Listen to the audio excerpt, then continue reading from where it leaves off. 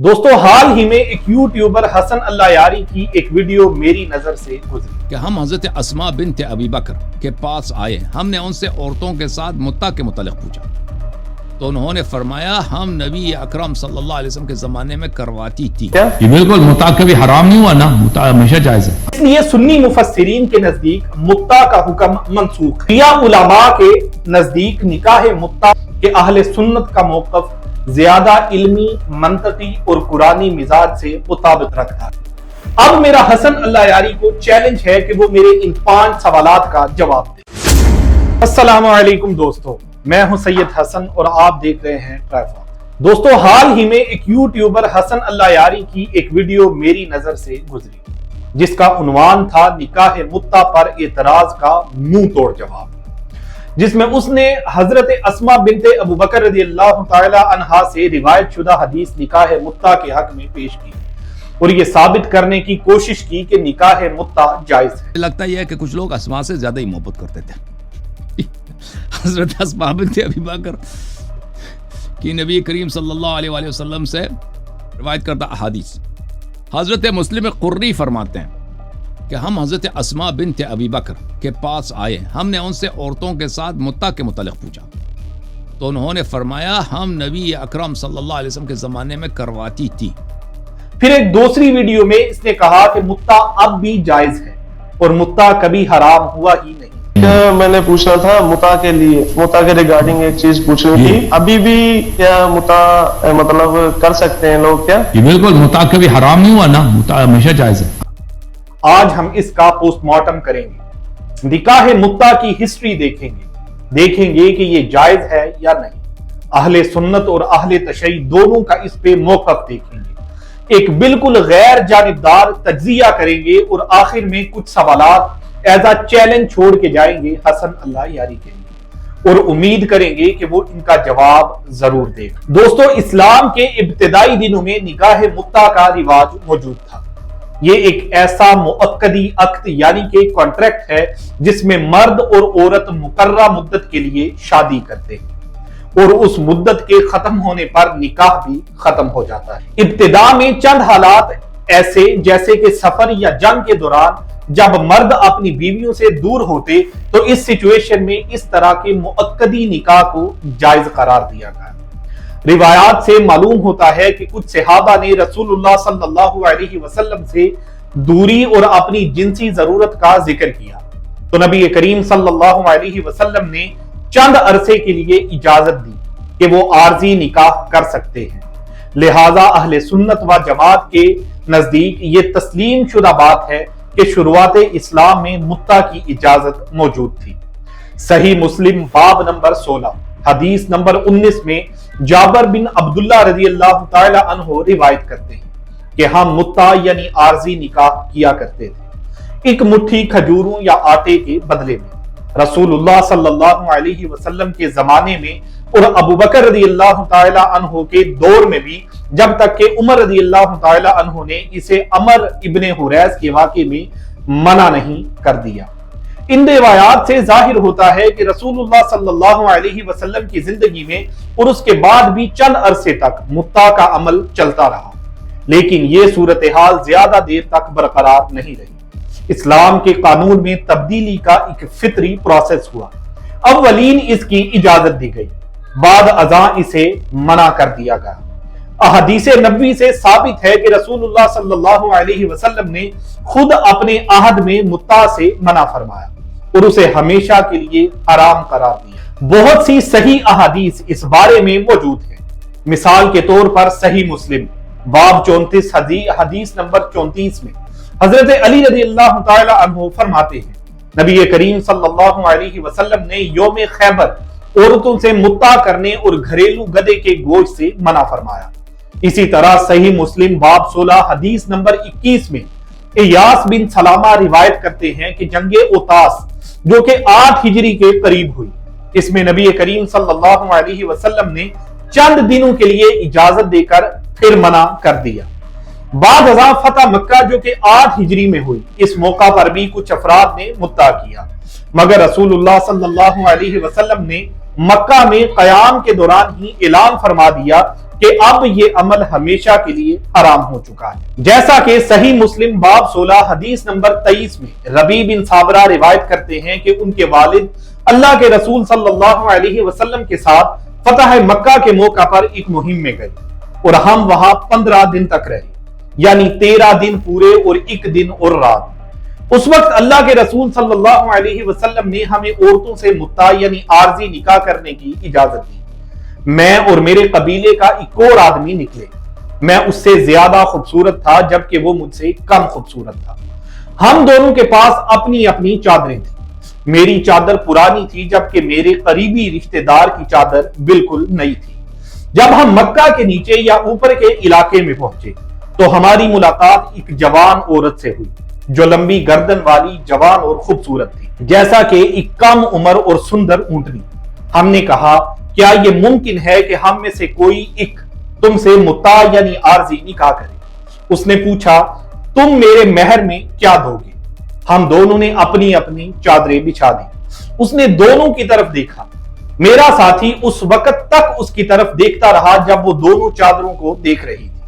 اس نے کہا اس کی چادر پرانی ہے اور میری چادر بالکل نئی ہے، لیکن اس عورت نے 2 یا 3 دفعہ کہا کوئی حرج نہیں، یہ پرانی چادر بھی تھی۔ تو میں نے اس سے متع کا عقد کر لیا اور میں اس سے نہیں نکلا تھا کہ اللہ کے رسول صلی اللہ علیہ وسلم نے متع کو ہمیشہ کے لیے حرام قرار دے دیا۔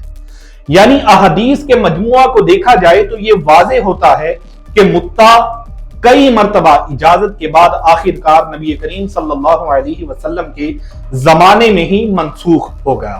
صحیح مسلم باب 16 حدیث نمبر 27 میں عبد المالک بن ربیع بن صابرہ الیوہانی روایت کرتے ہیں اپنے والد سے، اور ان کے والد نے اپنے والد یعنی عبد المالک کے دادا صابرہ الیوہانی سے روایت کی۔ رسول اللہ صلی اللہ علیہ وسلم نے ہمیں فتح مکہ کے سال جب ہم مکہ میں داخل ہوئے متع کرنے کی اجازت دی تھی، لیکن جب ہم مکہ سے نکلے تو رسول اللہ صلی اللہ علیہ وسلم نے ہمیں اس سے منع کر دیا۔ اسی طرح صحیح مسلم باب 16 حدیث نمبر 25 میں صابرہ الیوہانی اپنے والد سے روایت کرتے ہیں کہ جب وہ اللہ کے رسول صلی اللہ علیہ وسلم کے ساتھ تھے تو رسول اللہ صلی اللہ علیہ وسلم نے فرمایا اے لوگو، میں نے تمہیں عورتوں سے متع کرنے کی اجازت دی تھی، لیکن اب اللہ نے اسے قیامت کے دن تک کے لیے ہمیشہ کے لیے حرام کر دیا ہے۔ تو جس کے پاس ایسی کوئی عورت ہو جس سے متع کا عقد ہوا ہو وہ اسے چھوڑ دے، اور جو کچھ تم نے انہیں مہر کے طور پر دیا ہے اس میں سے کچھ بھی واپس نہ لو۔ چنانچہ اخیر دور نبوت صلی اللہ علیہ وسلم میں متع کی پابندی نازل ہو چکی تھی۔ خلافت راشدہ کے عہد میں اس مسئلے پر پورا عمل نظر آتا ہے۔ سنن ابن ماجہ باب 9 حدیث نمبر 119 کی ایک روایت میں ہے کہ جب حضرت عمر فاروق خلیفہ بنے تو انہوں نے لوگوں کو خطاب کر کے واضح الفاظ میں کہا رسول اللہ صلی اللہ علیہ وسلم نے ہمیں متع کی 3 مرتبہ اجازت دی اور پھر اسے منع کر دیا۔ خدا کی قسم اگر مجھے پتا چلا کہ کوئی شخص اپنی بیوی ہوتے ہوئے متع کر رہا ہے تو میں اس کو سنگسار کر دوں گا جب تک کہ وہ 4 گواہ نہ لے آئے جو گواہی دے کہ رسول اللہ صلی اللہ علیہ وسلم نے منع کرنے کے بعد کبھی دوبارہ اس کی اجازت دی تھی۔ متع امام مالک باب 28 حدیث نمبر 42 میں آتا ہے کہ جناب عمر کے پاس ایک واقعہ پیش ہوا جہاں ربیع بن امیہ نے ایک عورت سے متع کیا اور وہ حاملہ ہو گئی۔ اس پر عمر رضی اللہ تعالی عنہ نے کہا اگر میں اس سے پہلے متع کرنے والوں کے بارے میں کوئی حد مقرر کر چکا ہوتا تو میں اس ربیع کو ضرور سنگسار کر دیتا۔ یعنی ان کی نظر میں اب متع کرنا زنا جیسا گناہ بن چکا تھا جس کی سزا سنگسار ہے۔ ان تمام روایات اور واقعات سے یہ صاف پتہ چلتا ہے کہ نکاح متع کا حکم منسوخ ہو چکا ہے اور اب یہ حرام ہے۔ جمہور صحابہ نے حضرت عمر رضی اللہ تعالی عنہ کی پابندی سے اتفاق کیا اور اس کے بعد کبھی اس کی اجازت کا قول یا عمل ان سے منقول نہیں ہے۔ اہل تشیع کا نظریہ اس معاملے میں اہل سنت سے بالکل مختلف ہے۔ شیعہ علماء کے نزدیک نکاح متع اب بھی جائز ہے اور ان کی شریعت کا ایک معمولی حصہ ہے۔ وہ اپنے دلائل قرآن اور حدیث دونوں سے پیش کرتے ہیں۔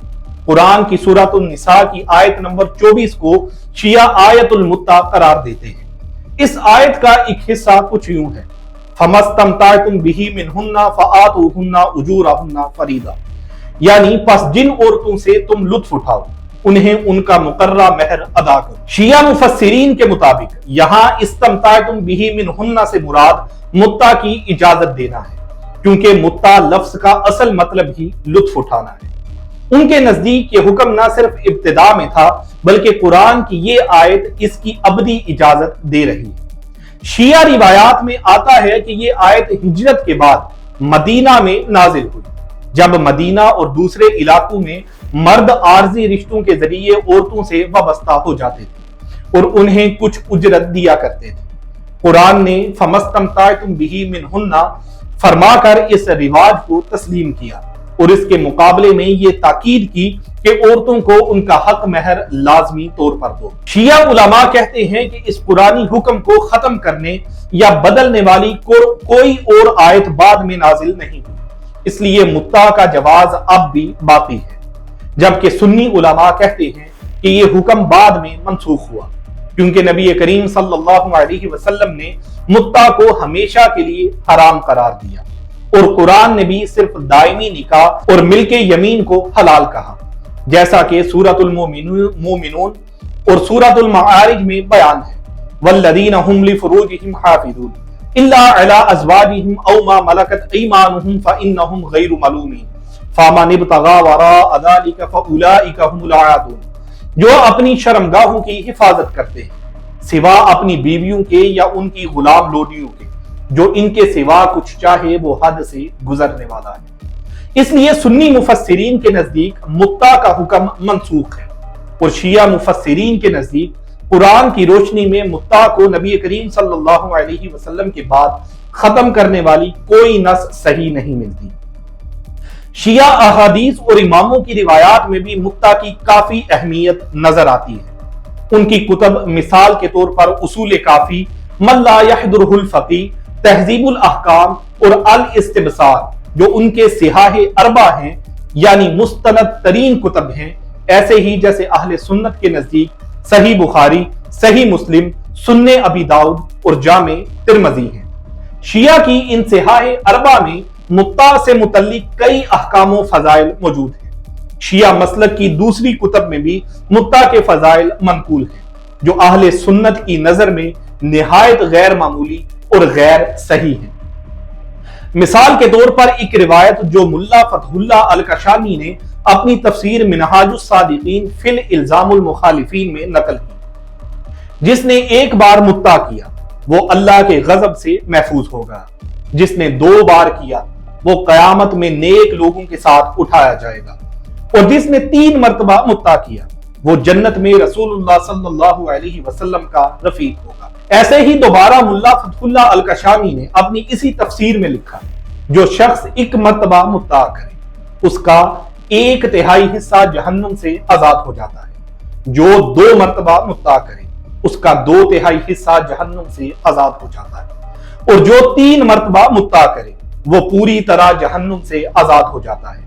پھر تیسری جگہ پر یہی ملا فتح اللہ الکشانی اپنی اسی تفسیر میں لکھتا ہے کہ جو 1 بار متع کرے اس کا درجہ حضرت حسین علیہ السلام کے برابر ہو جاتا ہے، جو 2 بار کرے تو حضرت حسن علیہ السلام کے برابر، 3 مرتبہ کرے تو اس کا درجہ حضرت علی علیہ السلام کے مقام کے مساوی ہو جاتا ہے، اور 4 مرتبہ متع کرنے والا معاذ اللہ رسول اللہ صلی اللہ علیہ وسلم کے درجے کے برابر ہو جاتا ہے۔ استغفر اللہ۔ مصنف الشیخ حر العاملی کتاب وسائل الشیعہ جلد 21 صفحہ نمبر 16 پہ لکھتا ہے، جو شخص متع کرے پھر غسل کرے، اللہ تعالیٰ اس کے جسم سے ٹپکنے والے ہر قطرے کے بدلے 70,000 فرشتے پیدا کرتا ہے، جو قیامت کے دن تک اس کے لیے استغفار کرتے رہتے ہیں، اور جو متع سے گریز کرتا ہے اس پر قیامت تک لعنت کرتے ہیں۔ استغفر اللہ۔ بہرحال شیعہ مسلک کے تقریباً تمام معتبر علماء کا اجماع ہے کہ نکاح متع ہمیشہ جاری و ساری ہے، اور اس کی منسوخی کا کوئی حکم موجود نہیں۔ یہاں ایک بات قابل ذکر ہے کہ خود کچھ شیعہ روایات میں ان کا تضاد بھی ملتا ہے۔ ایک طرف بہت سی روایات متع کی اجازت اور فضیلت پہ ہیں، تو دوسری طرف کچھ روایات سے پتا چلتا ہے کہ خود اہل بیت نے تقیہ یا موقع کے لحاظ سے متع کی نفی کی۔ تقیہ مطلب اوپر سے کسی بات کو مان لینا اور دل سے نہ ماننا۔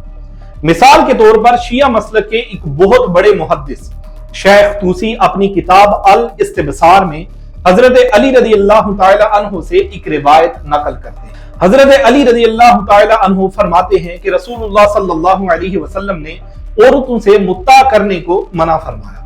اس روایت کے تمام راوی یعنی نریٹرز شیعہ رجال کے قواعد سے بھی قبول شدہ ہیں، لیکن شیعہ علماء نے اس کے معاملے میں یہ تعویل کی کہ شاید یہ قول حضرت علی نے تقیتاً اس وقت کے سیاسی دباؤ کی وجہ سے دیا۔ شیخ طوسی جیسے محقق بھی لکھتے ہیں کہ یہ حدیث تقیہ پر مبنی ہے۔